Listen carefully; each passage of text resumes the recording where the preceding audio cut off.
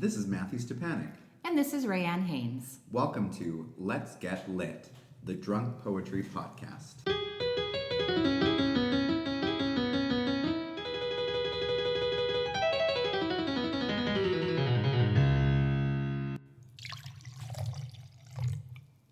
So in Let's Get Lit, in every episode, we're going to be sitting down with a featured poet of stature and someone that we admire who's either local to Edmonton or Western Canada and who's just doing really cool stuff that we want to talk to and that we think our listeners will want to hear about. So the other element of the show is that we will also be partaking in a lot of wine. We will. While we interview someone. We're already one glass in. One glass. And, you know, Lisa will probably be 2 more glasses afterwards as we kind of go on. Yes. And so hopefully kind of as we get a little bit more drunker and talk more about poetry, we'll be able to still maintain our composure as we work towards some sort of Bach-ian truth. And I think that hopefully sounds like a lot of fun to everybody who's here and everybody who's listening. And also this podcast is being filmed right now, or filmed, recorded. This podcast We're not vlogging yet. Yeah, this podcast is being recorded at the McLuhan House, which is Marshall McLuhan's childhood home, the famous media critic who you should probably Google after, because I don't have any facts right now. So for those of you who don't know me, I am the editor of Glass Buffalo magazine and the poetry editor for 18 Bridges, and also a freelance writer and man about town. And Rayanne, do you want to talk a little bit about yourself? Sure. So I am Rayanne Haines. I'm the executive director of the Edmonton Poetry Festival and also a poet. I have two collections of poetry currently published. You know, when you say that, I also forgot to mention that I have a book. And my publisher, this happens a lot, where someone will ask me if I have a book, and I completely forget that it happens. So, we should name titles. Okay, we'll name our books. Okay. So my poetry collection is called Stain with the Colors of Sunday Morning, and it's put out by Ainana Publications. Yeah, and my book is called Project Compass, and it's written with 3 other authors, and Motto Books published it last fall in 2017. And it's really good. Yeah, and so are yours too. Well, thank you. Yeah, there we go. Oh, this is now, we don't even know. There is a third person in the room who's just watching us, flatter each other. And she's the guest of honor. Yeah, so we should probably get to introducing her. So welcome, Lisa Martin, who was just about to take a sip of wine. But I won't make you talk, just keep drinking. And so Lisa is an award-winning poet, essayist, and editor. And she's the author of One Crow Sorrow and co-editor of How to Expect What You're Not Expecting, Stories of Pregnancy, Parenthood, and Loss. Mm-hmm. Her first book won the Stephen G. Stephenson Award for Poetry, and her second book we'll talk a lot about in this podcast, Believing is Not the Same as Being Saved, was also up for that award and the Robert Croach City of Edmonton Book Prize. Mm-hmm. She's also won a National Magazine Award for Personal Journalism back in 2012, and she is currently a Vanier Scholar in the Department of English and Film Studies at the University of Alberta. So we're very lucky to have an incredibly intelligent and well-read poet with us today. Welcome, Lisa. Thank you. I'm really excited to be here. We're hoping to make this fun for you. It's pretty fun already. So I'm going to introduce our wine. So one of the things that we're doing with this podcast is the wine that we're drinking isn't just, that we're drinking wine. We're actually drinking a wine that we have picked that we think fits the poet's personality that we're talking to.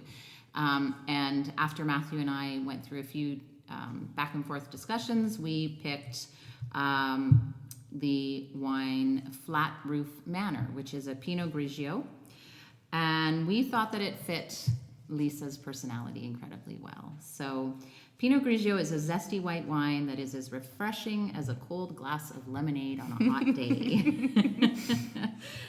This particular wine is a pale yellow with a hint of green in color, floral, pear, and citrus aromas. It has a light body, green apple and lemon flavors, and a refreshing finish. One fun fact about the Pinot Grigio is that many people believe it originated in Italy, but it was actually born, like many popular grapes of the world, in France, where it's known as the Pinot Gris. And it's thought to be a mutation of the red grape Pinot Noir, and its skins are not green like other grapes, but have a grayish blue hue, and hence the name. So, like the wine, see, this is where we get to embarrass Lisa. Yeah. So, like the wine, I've always felt that Lisa is crisp and intelligent. I've always thought, I said this to her earlier, that I feel like her color is the color of a green spring. She has a light warmth that is kind and quiet, and a profound sense of character and humor. Her new poetry collection explores life and death, love and loss, faith and doubt, joy and sorrow. And as we find with the Pinot Grigio grape, in her latest collection, readers will find a range of moods, tones, and subjects, as well as both traditional and contemporary forms, from sonnets to prose poems. It's a collection imbued with the light of an enduring, if troubled, faith. And I think that we're honored to be able to speak with her today, and I hope she likes her wine. I'm enjoying it quite a bit so far. I'm also going to reach for a bit of... Oh, and our tech this evening is also raising his hand, saying he's out of wine. So our sound guy is Doug Haines. He's our producer slash tech slash sound guy. He's now walking. He's walking away to go get the other bottle of wine. So we're going to try to come at poetry a little bit differently than other people do, or the way that it's talked about in different areas. And we just kind of want people to appreciate the poet more.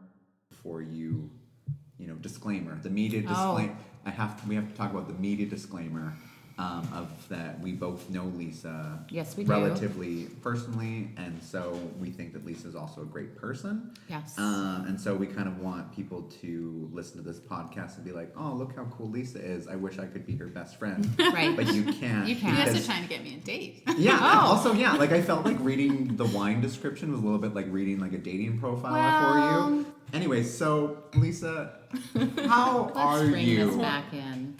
I'm doing very well, Matthew. Thank you. Yes. Yeah. As you can hear. You sound great right now. Is there anything exciting on the horizon for you in terms of projects or things that you're kind of working on right now?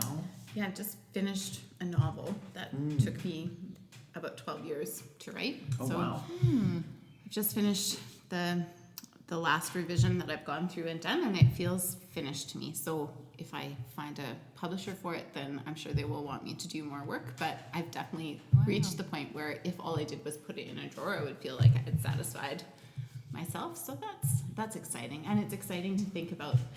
Exciting and terrifying to think about the possibility of somebody reading that, because everybody knows my poetry, but this has been a significant part of what I've been doing for the last 12 years. So to get to the point of sharing that will be significant. Well, congratulations. Thank you. Yeah. It's a huge undertaking. Yeah, Yep. it is. Yeah.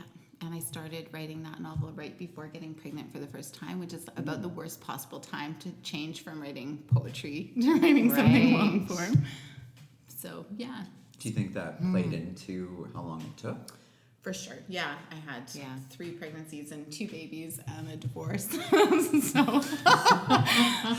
I did it. So that feels like a feat. Yeah. Yeah. It's Yeah. like, kind of like one of those mud races. People throw mud at you. You keep running. Yeah. I've heard about those, and like the color ones too, where at the very end you're just blasted. I feel with, like that's bright- very unhealthy. to get a bunch of ink sprayed on you. Yeah, I Probably. feel like I don't think I would do it. No, I probably wouldn't. It's If you very. had asthma, that would be really bad for you. Hopefully they tell people before that, but it's just a very millennial thing to do. But the mud one, I actually didn't know they slung mud I at think you. I made that up. I think that's a hybrid of the color race where they legitimately throw color at you, and a different race where It was there's a mud. metaphor. It was a metaphor? Oh. Thank you for that. Yeah. What's that? No. But it's still like kind of interesting because I've seen pictures of people posting stuff where they're like running through mud or like doing those like mud. Well, there courses is a and mud stuff. race. Yeah. Yeah, I and think I it's just- called the mud race. Yeah, I'm Yeah. Really, it is. I actually want to do it. Actually. And I'm curious to know if like if someone's ahead, if someone that is behind, like it can just pick up mud and start throwing it at people. I don't think they can. But I do want Right. to mention that we do have some lovely beet chips that we're eating, which were selected by Lisa as one of her Yes. favorite snacks. And Yes. also, I made a hummus. You made a beautiful homemade hummus. Homemade hummus. Which I'm still in awe of. Yeah. It's fabulous. So we Yeah. have a Pinot Grigio wine, a beet chip, a homemade hummus, and an exceptional poet. It's a pretty special night. It's a good night. Yeah. Good night for these things. We have Yeah. 3 exceptional poets, so Aww. that's a special night. That's nice. So it's not about us. No. We're going to talk a lot. We're going to talk a lot, but it's really not. And we'll mention our books every time that we do a podcast. It's not about us. It's not about us.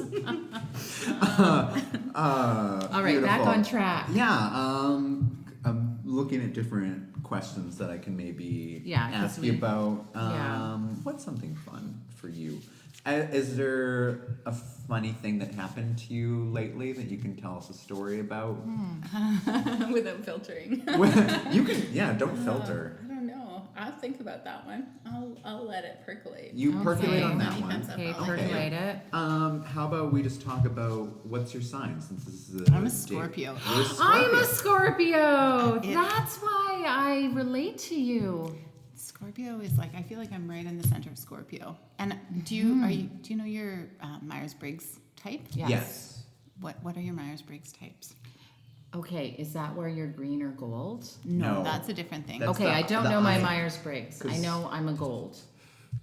I'm either the planner or something. Like it's like INFP or like INTP. Like it's between those Oh. two. And I could even be getting it wrong. Like I'd have to look it up. I'm But- an INFP, and I shouldn't say this on the radio because Okay. now people will know. But I'm right in the middle of this type, and I actually am so interested in personality typology that I wrote my next book of poetry, which I'm working on now, has a 16 sonnet series that is 16 sonnets, one for each of the Myers-Briggs Ooh. types.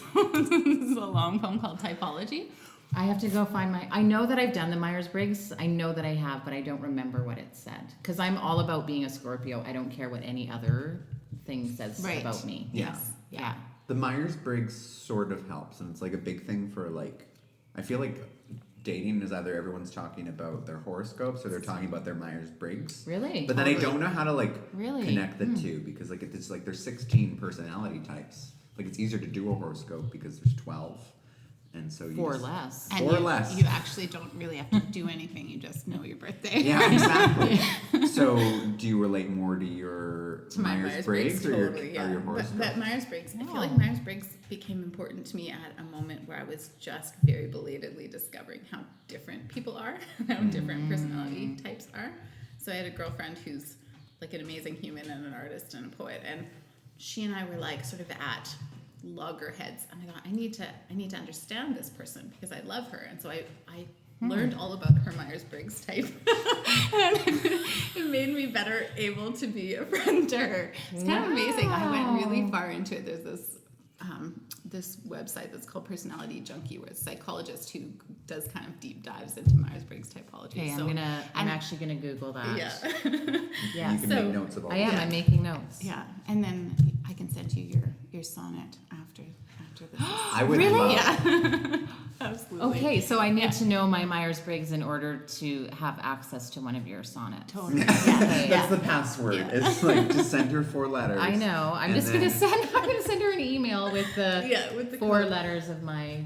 And that's it. That's all that kind Myers-Briggs. of comes out. But I love. I just want to. It's a really cool idea for Kind of poetry a fun book. series. Yeah. I feel like when I read that, I'll finally understand all the Who different you are? Myers-Briggs things. So yeah, like I get it, and like I see 2 different things that I usually can be between. But I think the Lisa sonnet will kind of break it. But I want to make a comment because I feel like that's your story about your girlfriend is just like a very academic way of showing care, where it's like I'm going to research your personality type, and then this is how I will know you and be better able to Yes. interact. And like, yeah, Yes. I'm marking it. as- Vanier scholar over there. Yeah. What kind of blows my mind about it is that I needed to have this sort of like typology, like 16 types, to discover that they're so, like the people are wired so fundamentally Yes. differently from each other. I don't know if it's because I was a twin that I like maybe that's the source of the original fallacy, thinking that you're similar to other people, you know, because you grow up and come of age with somebody to whom you are so very similar. I don't know. Because I have another friend who's like very into horoscopes, and she's a twin too. And I've always been like, have you read stuff? And like, I feel like there's no talk of like what it means to be a twin and have the same sign, but still have these very different personalities. And so I'm like putting out that request into the world where we like kind of like study twins and horoscopes, because like there's still like a different, like, you know, because it can come down to the minute that you're born and how, you know, the sky can like kind of change in those moments. But yeah, like I think you just have to pay a lot of money to get a very detailed personality chart for yourself based on that moment. What I found the most fascinating about this was the idea from this psychologist who runs a personality junkie website. Yeah. That everybody has sort of like, based on what personality type you've grown into, you have different ways of making decisions that for you are the most efficient. And so it's like intelligence is structured differently for different people. So if you make your decisions by thinking them through, or if you make your decisions by feeling them through, if you're trying to get someone else who is a feeler when you're a thinker to make a decision in the way that you do, you are like basically being an aggressor. You know, like, because that person, that's not the way that they sort of produce the information to their frontal lobes. It's not the pathway. So I find that totally fascinating. It is. It's incredibly fascinating. Yeah. So a question then, with your different personality type poems, can you make any personality type appreciate a poem? Like, can you actually write a poem that every personality type would enjoy reading? That's such an interesting idea. I've never thought of that, but that would be an interesting thing to try to do, wouldn't it? Because like I'm thinking about like the connection of, here's a poem that's more empathetic and about feeling and other things. Not to like take your poetry project, which also sounds amazing. But yours is way better. Don't steal her thunder. No, but I mean, honestly, I feel like yours is better in this way that it's actually making space for those types in a different way. Like all of mine, let's be honest, all my 16 poems are INFP poems about the other types. Which is fair too, because you gotta stamp your personality too. Because like I mean you're and then like maybe, and you're a Scorpio. Yeah. Let's not stray too far from reminders of that. One last thing on this subject. Apparently if you like under stress, you kind of what this psychologist theorizes, that when you're under stress, each personality type sort of tries to revert to its least effective strategies. So like, for example, INFPs under pressure, under stress, try to think their way out. And so it's now become a kind of sign for me that if I'm getting really, like if I'm thinking really, really hard about how to solve something, it's like a tip off to me, like, oh, I'm stressed. That's not going to solve it. I need to like come back into my body and my emotions. Yeah, totally. I feel like we should have a poem. Oh, yeah. Yeah, I think That's a good call. Lisa can lead us into that. So we have her book. Just for the record, Lisa did not bring a copy. You didn't bring a copy? You know, I just have it in my bag, so it's kind of like, so it didn't look like I was bringing a copy. But what if we had like a live audience that you needed to sell copies in front of them? That was like a surprise. We don't, but we could in the future perhaps. You know what? Do that. Like now, since you I've do been have heckled, it. Since I've been heckled, I should show you. I even brought a copy of my first book. Oh, which so. We don't have. Well, I had to. Once I had been heckled, I had to defend myself. Yeah, and now we need to defend ourselves. Yeah. So, Lisa, why don't you start us off with the title poem in your collection? Yes, which I have to say before you read this poem, how incredibly beautiful it is. Beautiful isn't even the right word, but it really moved me in ways that I wasn't expecting or prepared for when I read it, and I've had to read it to other people just to say, you need to sit down and listen to this. So I feel very honored to be sitting across from you and hearing you read it. Thank you so much. Believing is not the same as being saved. The summer I was 15, a girl at my church camp fell from the high rock where she'd been lying in the sun. I heard the news on the phone, which rang in a room where I was trying to die without technically killing myself. It was an age at which much of what we did passed as pleasure, but was actually terror. The girl who fell punctured the room with a question. Is this really what you want? Her scream loud enough to travel an hour's hike away to where the tanned, shirtless boys' counselor dressing by the fire recognized its message. He ran the entire distance in bare feet, a pair of worn shorts, sweat rising to the surface. He was a teenager himself, each footfall bearing him toward the absolute far edge of youth, strength. He gathered her in his arms, carried her body to camp despite everything. He ran even then, though what compelled him had altered, though his muscles changed, became the animal necessity we need to get through. Her death cradled to him like the child of his own he would one day hold and no doubt love. The news came in the room where I sat and then went. And did I gain courage? I knew the exact quality of light on the surface of that rock. Each night at camp the year before, I'd walked silent amidst the roving beams of flashlights on the same trail of mulch, moss, rock, not knowing the choice I would one day run toward, then irrevocably turn from. After that, I absorbed air, knowledge like dew, testing God against all better judgment. I started thinking that summer of cedar bark and stones, the texture of the path beneath the feet of the boys' counselor as he ran.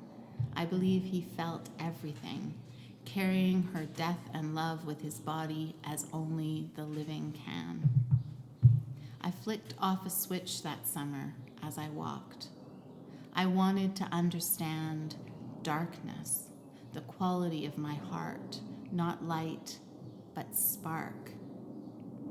Even then, the path I was on extended far past the limit suggested by the way the path curved gently toward the bright fire, voices singing softly, in darkness not inflected yet, with the cry of her voice falling impossible through air that couldn't catch her. Even now, what I want most isn't to walk past that song into knowledge. Believe me, I want to sing despite everything. I want to believe we all could be saved.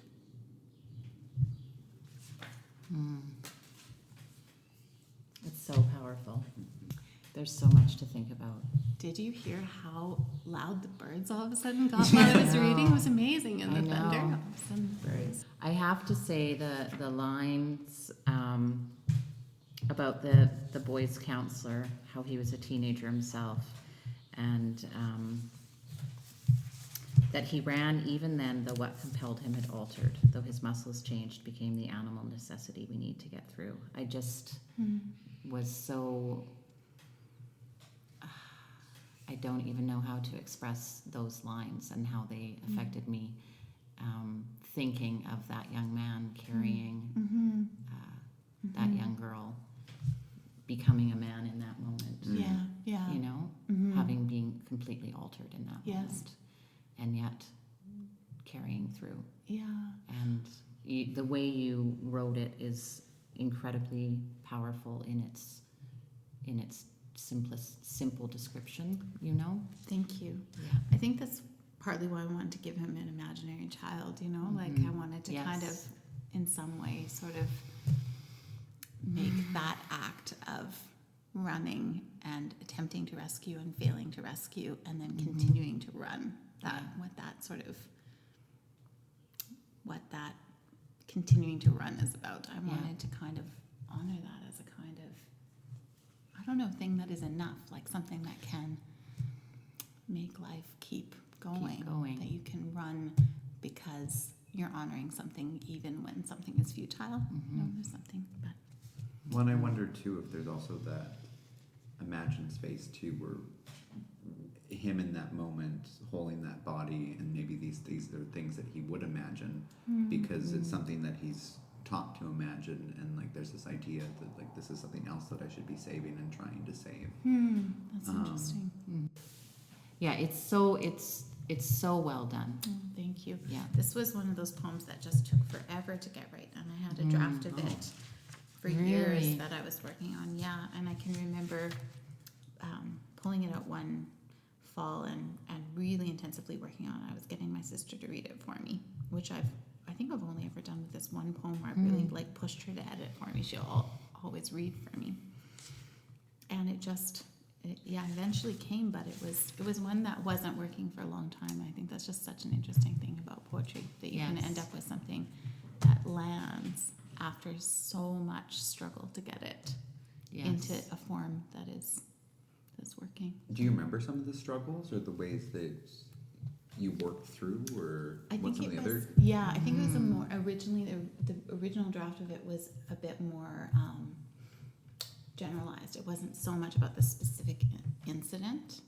That was one incident among a few. And so there's a kind of, when I got to the point that, and to be honest with you, I really don't think I could have written this poem without laboring in it with great suffering over the novel. I think that it was, as I learned things about narrative, this became a narrative poem instead of a lyric poem.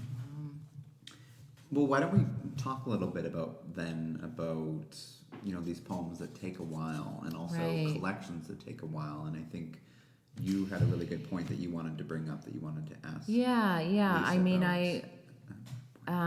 we're gonna pour some more wine as we're asking these questions. So, I mean, Lisa, we had you read at the Edmonton Poetry Festival, and I think one of the things that you had said even at that point, and you've said before about this book, probably at your book launch, is that it took you 10 years to write this book, and that you wanted to write a slow book after your first collection. So can you talk to us a little bit more about that? So, did you know at year 2 that you were writing a slow book, or did you know at year 7 that these things that you had been writing and experiencing were going to become a collection? What did that process feel like for you? I had that sense really early on, and I think it's my first book I wrote very quickly. I wrote most of the poems in under a year, and the context was the first poems were written at the end of my mom having cancer, and then I wrote the rest of them within the first year after she died, with the exception of a handful of poems. And there I had the feeling that I was kind of harvesting work I'd done over a lifetime, because my dad died when I was 8 of brain cancer, and then when I was 23, my mom was diagnosed with brain cancer. And so it was like, the experience was like I'd been thinking about grief my whole life. I had been processing the images my entire life, and all of a sudden I just was ready to write them as an adult. I was ready to pull out as an adult what I had done as a child emotionally. And so I think I had the sense, after I did that very fast work and very intense work, that there just wouldn't be enough to give a reader in what I had next. So I was writing some things about becoming a parent. And I just, at the beginning of, I have a poem in here called Learning to Speak and Not to Speak. That's about my daughter learning language and me learning as a poet when I'm not ready to say something yet. And I didn't have a voice around motherhood for a long time because it was so new, and I remember at that time comparing it to what I knew about death and loss when my mom died.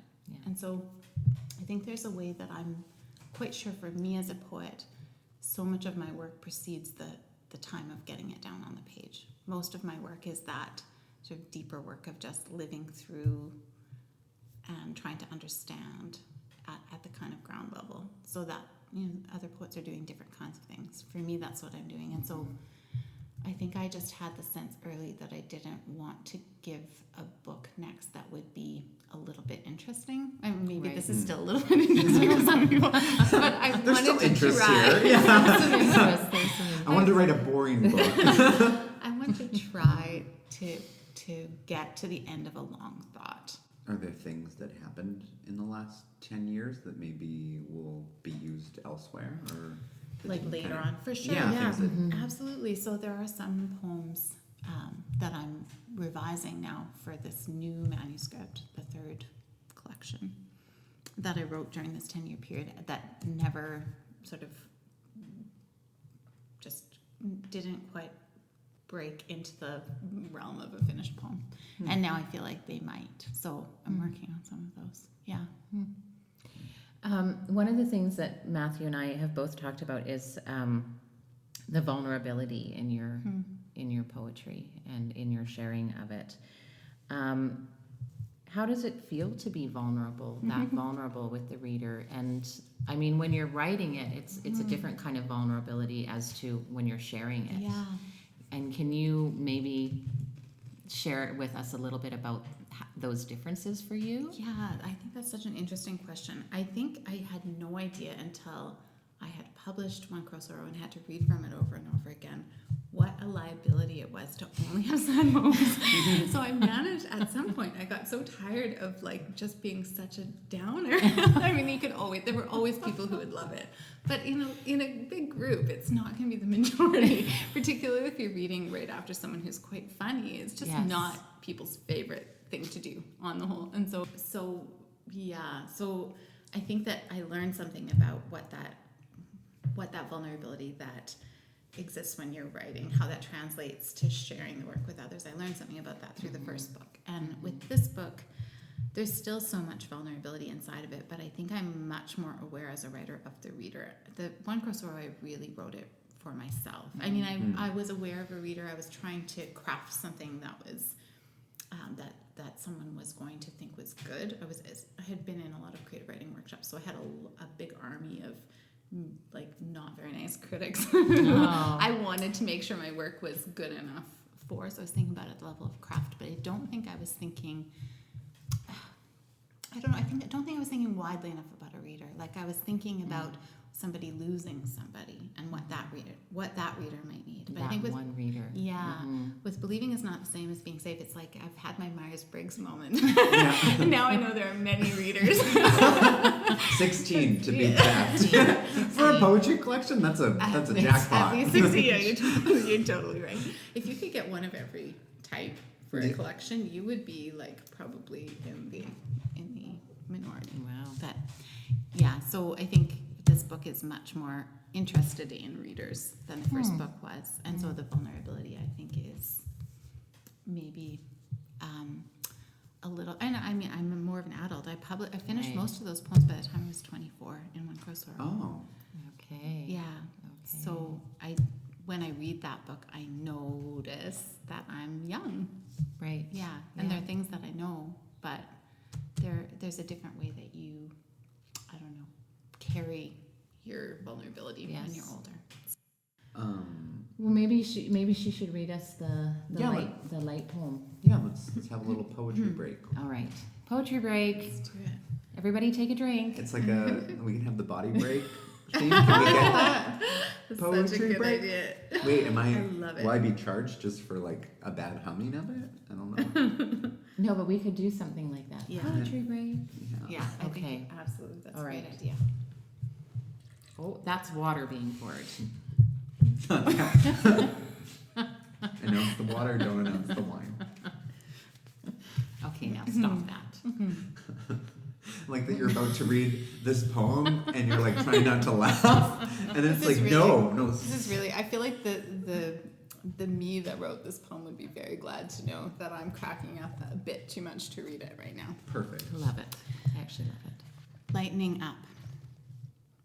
I say I'm trying to practice laughing, lightening up, but it feels a bit grim, like Malvolio folding himself in the only shape he believed Olivia would love.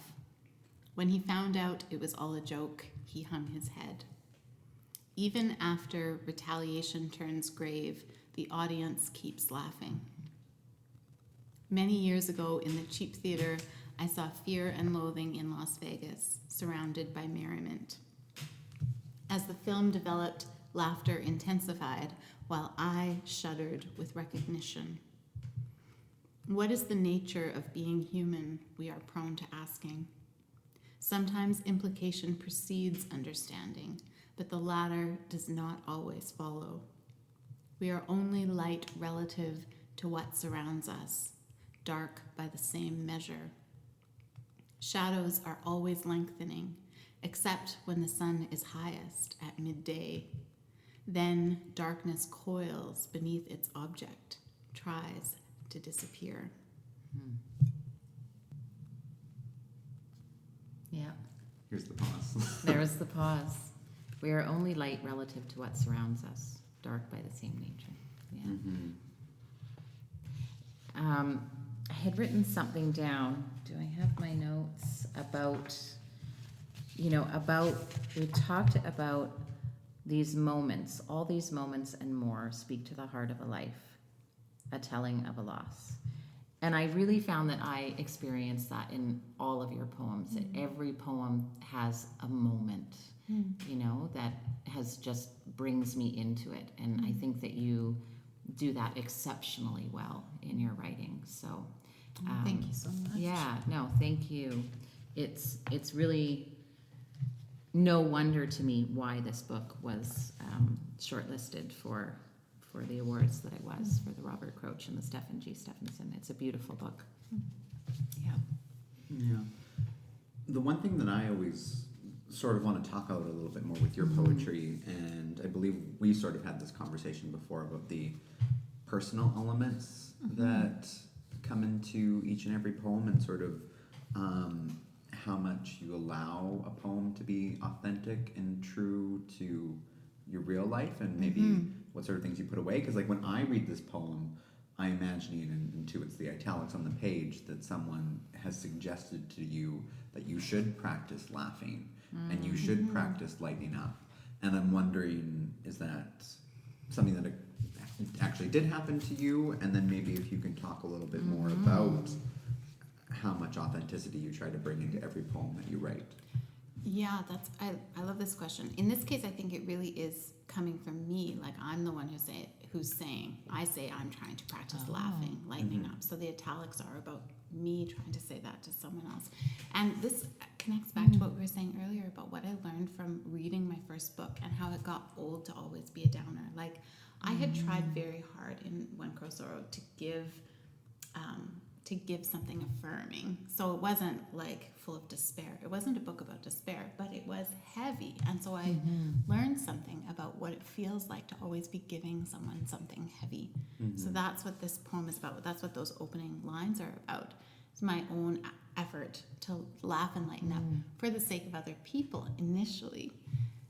So I feel like I came to that desire for a more sort of round artistic practice out of wanting to give more to the reader. And now it's becoming, I wrote this poem probably, I feel like it's probably been close to 10 years, maybe not that long ago. And now I think I don't have the same struggle. Like I've lightened up a lot. I like to laugh a lot. Right.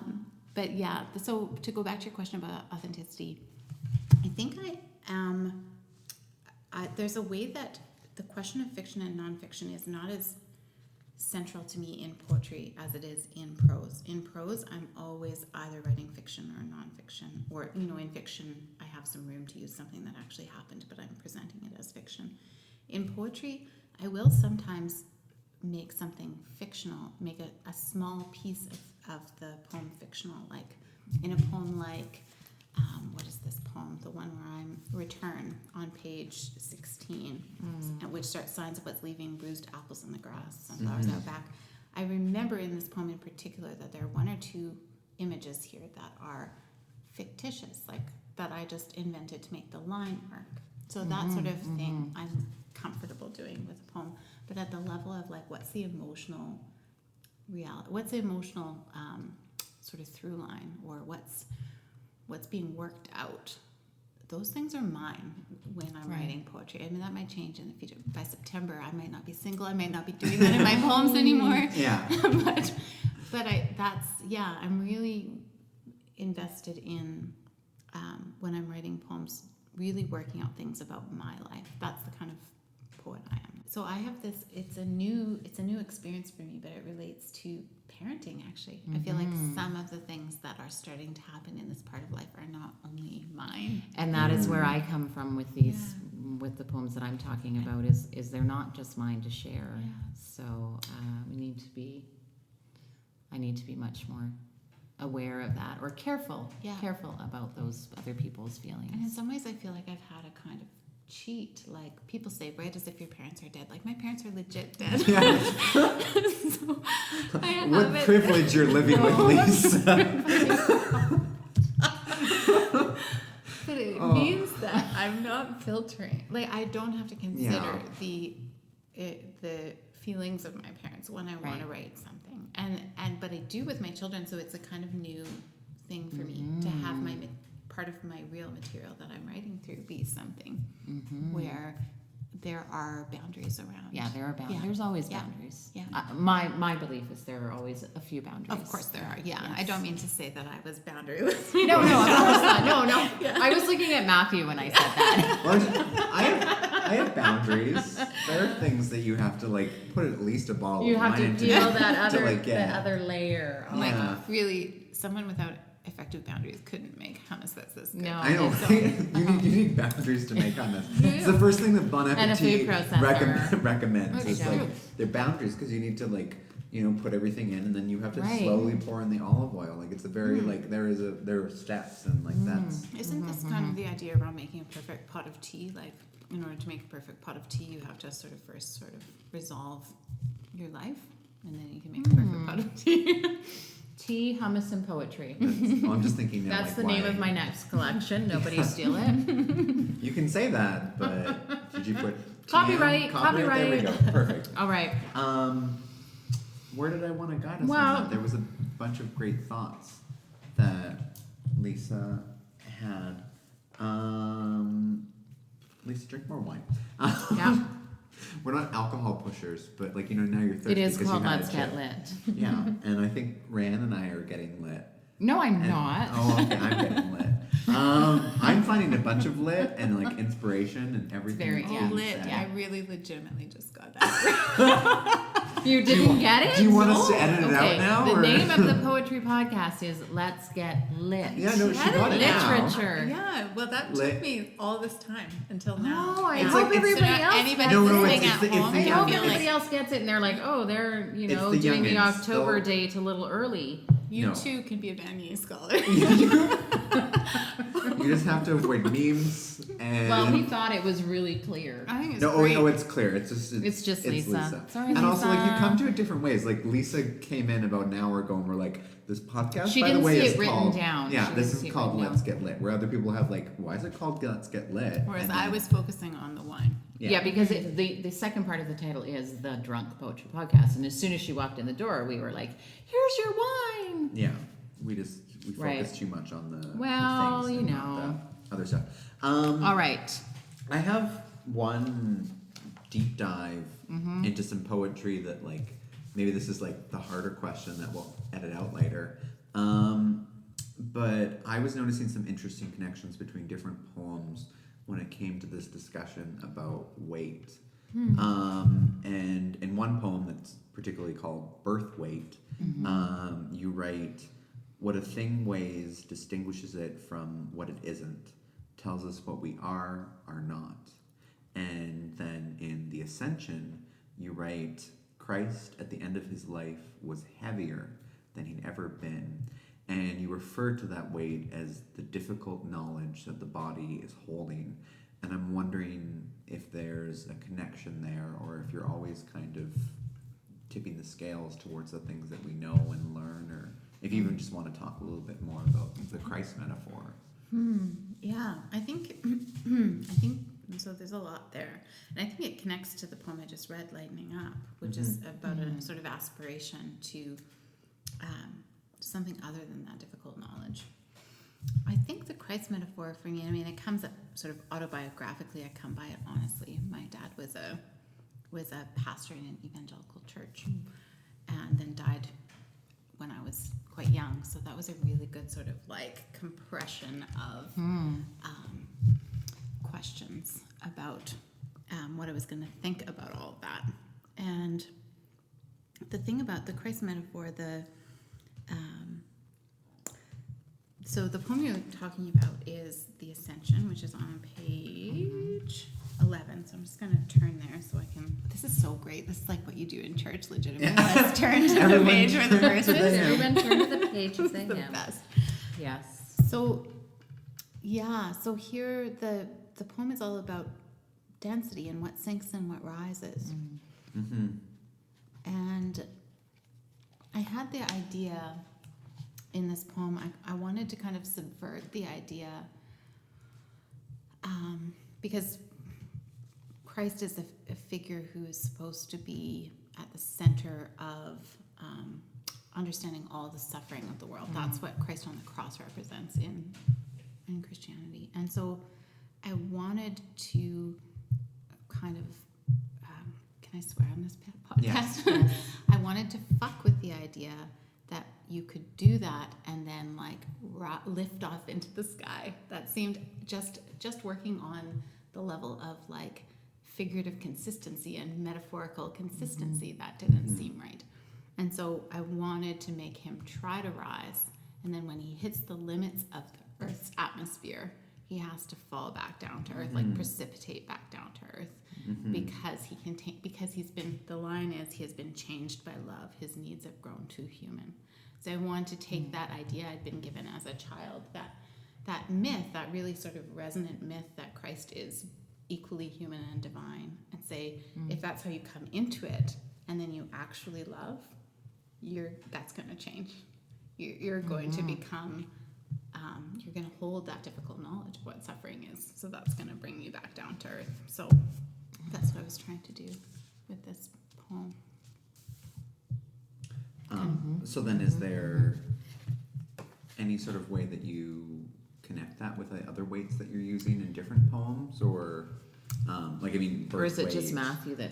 It's just me that like notices things like. Well, I think I probably think about I was trying to articulate this once, and I think I'm not a poet who goes to at least maybe in September I will be. Until now, I've not historically been a 3-month period where you will change. I feel like this is a I went you to will also poetry ascend. I read and this then- amazing book written by a Jesuit when I was 14 that had this line that was like saying like, it was about people seeing each other. It's like every single time you've changed. And so the line was something like, don't approach me as if you know me. Study my hands and voice and face for the signs of change, for it is certain that I have changed like every time that you encounter a person. And so this is maybe the reason I keep Every saying, time. yes, and the line is something like, I've suffered and prayed and I'm different because he's a Jesuit. And so my thinking is that by September I legitimately could be a different poet. But you're right. You could be. Yes, you legitimately could be. really I think could. that's yes. That's a significant amount of development. I'm not going to go through 3 months lightly. I hope not. Like, To go back to the metaphor you're inquiring about. Yeah. What a boring way to have like experienced those 3 months if like nothing changed. Okay. Oh, nah. All right. I want to take us in a different direction to kind of view. We've had a chance to get to know you, and like as the listener. Yes. And understand how you view personality types, and that's always fun. And we've talked a little bit about your poetry and how you come to write it and some of the aspects that are involved in it. But now we kind of want to talk about the larger value and context of poetry to people who are outside of it, or who don't even like come to it. Just kind of like why do we still write poetry? Yeah. Why does poetry still exist? Because like we as poets and people who appreciate poetry all kind of understand this, but I think there's a reason this exists in a physical book that people can pick up and what they're kind of going to get away from it. Yeah. And one of the interesting things about your collection is that it says in it that the collection focuses on spirit, ethics, and how to live well. And so I'm kind of fascinated by that. And I'm wondering, is that one of the kind of the great values of reading poetry for you? And, how to learn to live well? And so what do you sort of hope that people can learn from what they're reading in that direction? Yeah.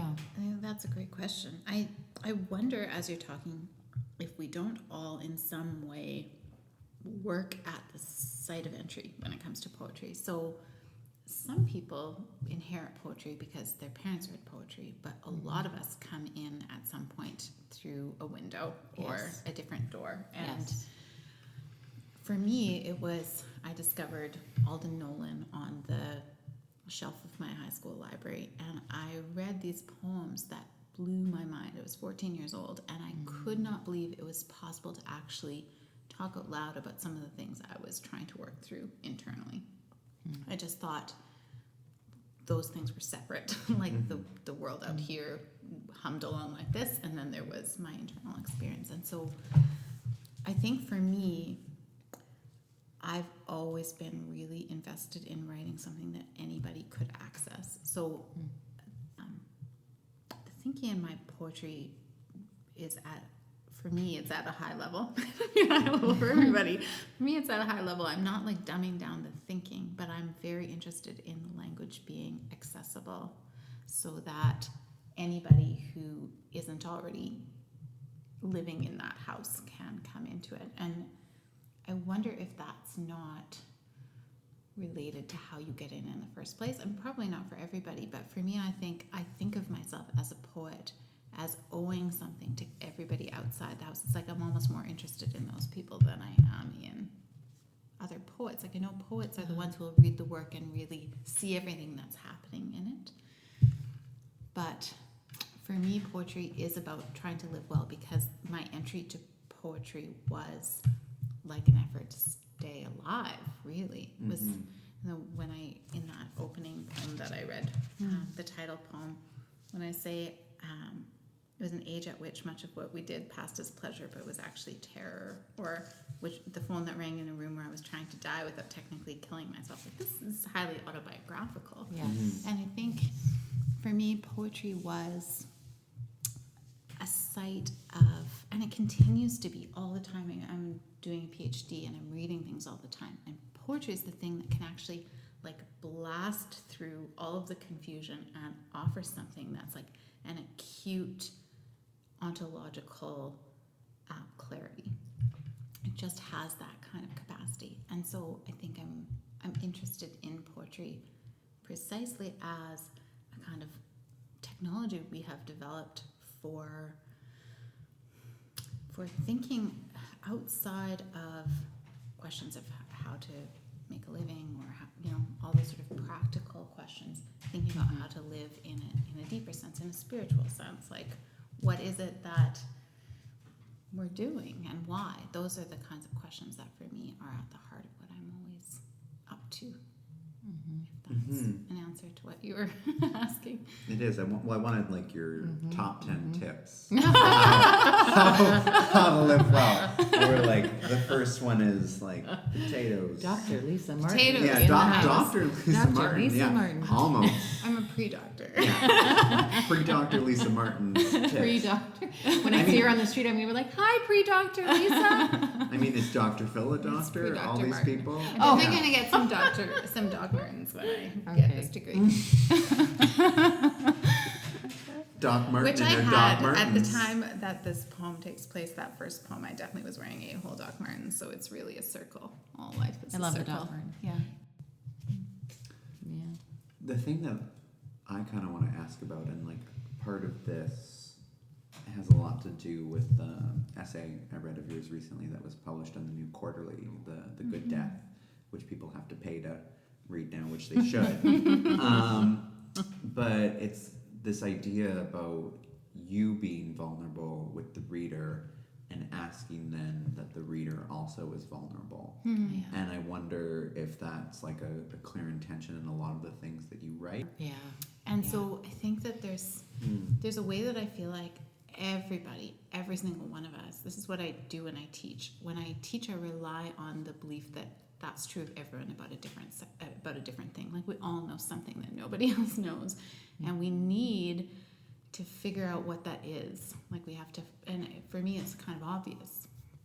But if you don't have anything that dramatic, it's sometimes harder to figure out like what is it that you have, what is it that you know that's different from what other people know.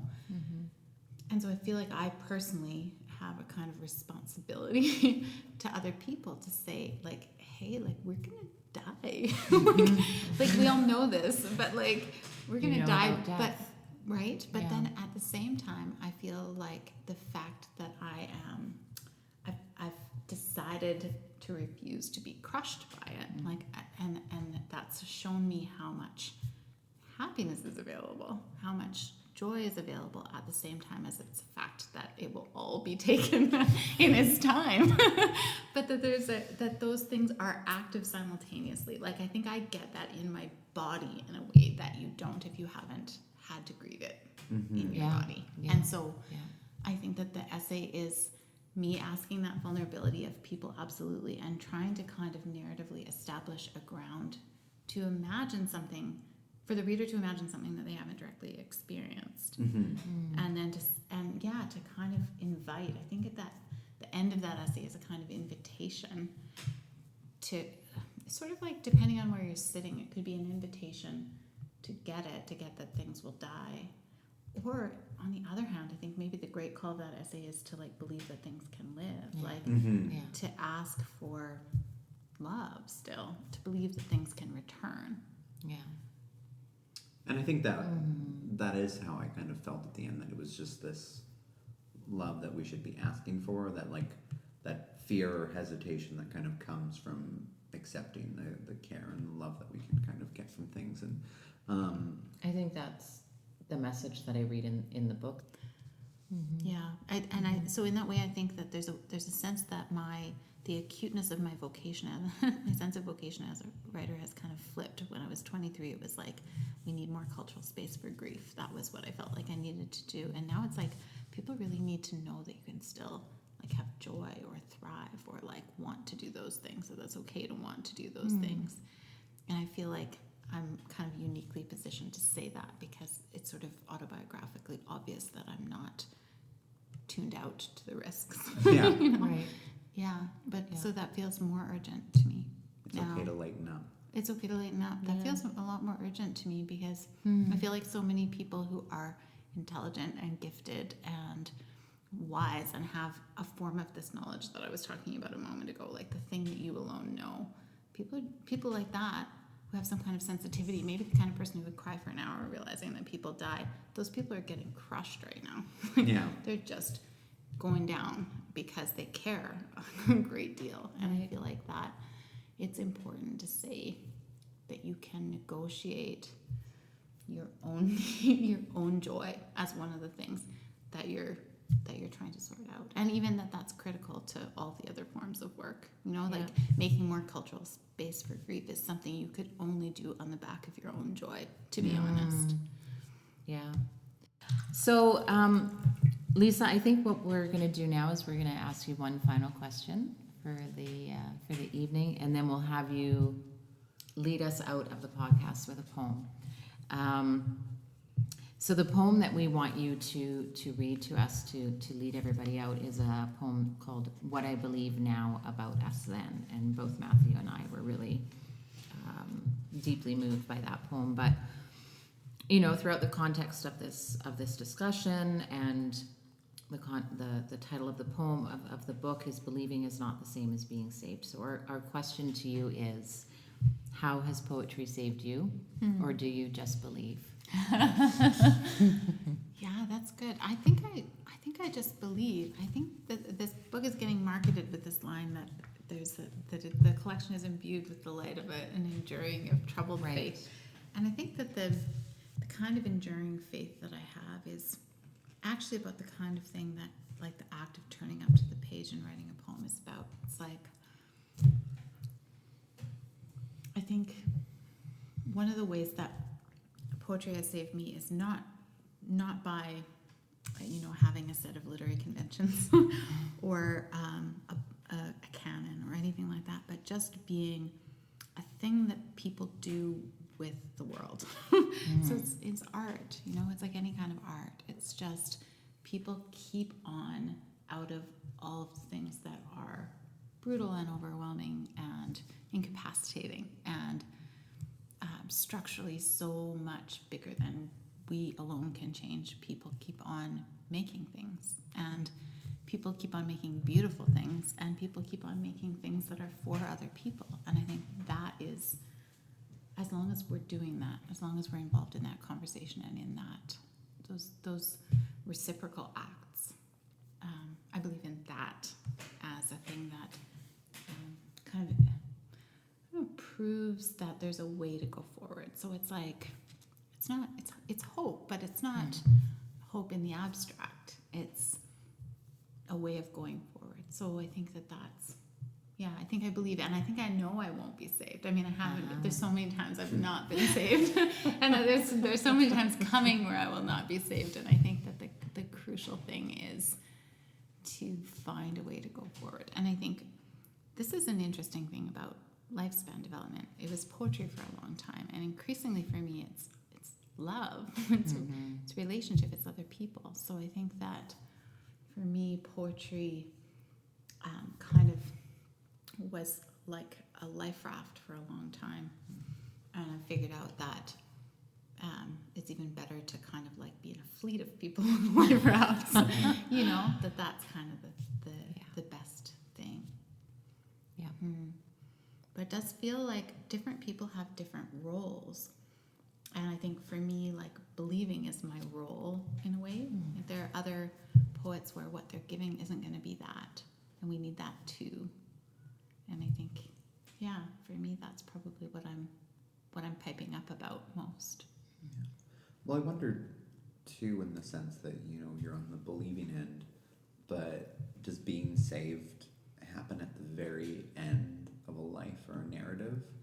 Like if we're saved now, then what's the point of continuing to believe, or Yeah, well, the U of A Press came up with this cover that I could never have dreamed into existence. That just feels like exactly perfect to me. It's like this little life preserver, and Yeah, it's a great cover. right. And what it suggests is like peril. Like, you've gone overboard if you need a life preserver. Yeah. But but someone can throw you one, and so that's a poem. Or a poem can be that. Yeah. Beautiful. All right. Would you like to read a final poem for us this evening as we move into the September fall?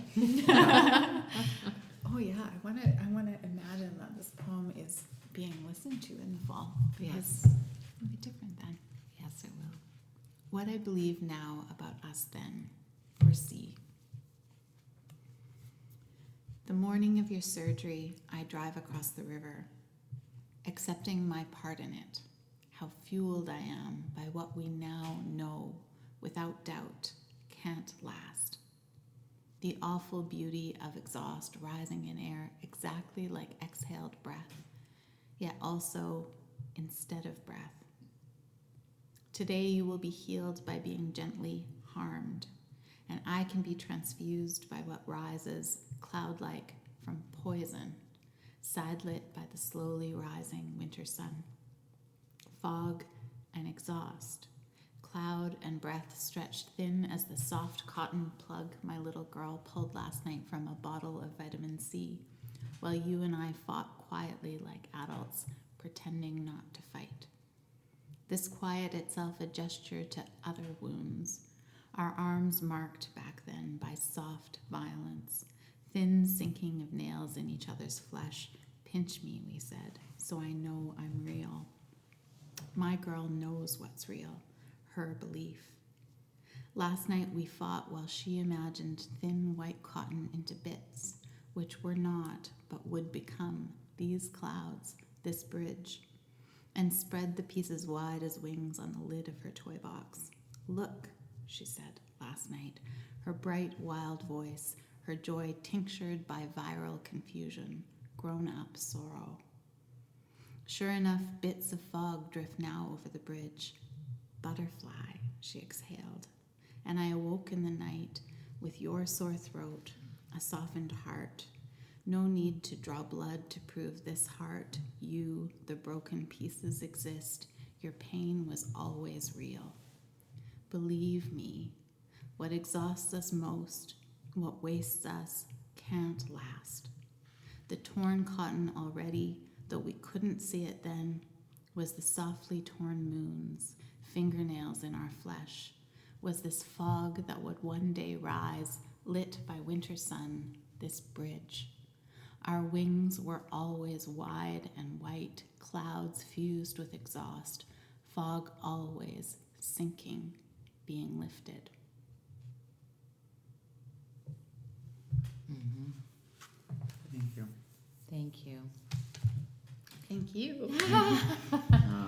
Yeah, I feel like that last line is so evocative even of everything we've been talking about this evening, you know, of always sinking and being lifted at the same time. Yeah, absolutely. Yeah, so, yeah, again,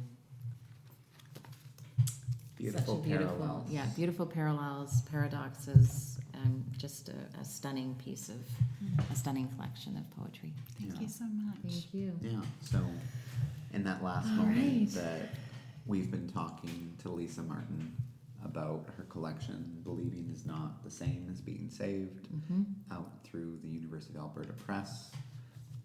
Something that's cheap enough to buy and good enough to enjoy. So Yes. hopefully, you know, you go through this podcast again. And I listen to do- the yeah. page turns. And I do feel like this is a collection that you can, as fall is coming, sit beside a fire with a glass of wine or a glass of tea and just immerse yourself in.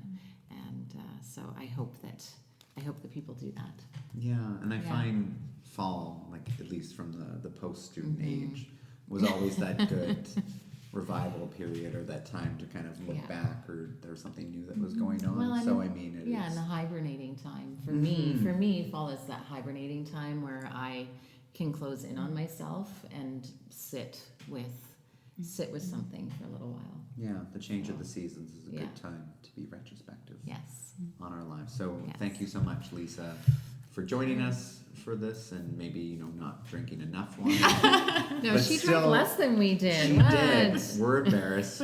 Well, she had to But- read poems. Yeah. We didn't have to. Lisa did talk a lot more, and we just didn't. That should be the goal for every podcast, that we just kind of sit It here should and be. drink, and Yeah, well. you guide things. So, Yeah. I guess thank you to everyone Yes. for tuning in to Let's Get Lit, and Lisa for joining us. You know, Yes. Doug at the sound control, Yes. and And yeah. Lisa. Thank Lisa you. again, and Lisa again, and a big round of applause and like a cheers. Let's do a cheer. Yes. A To cheers. sign off, a To si- cheers.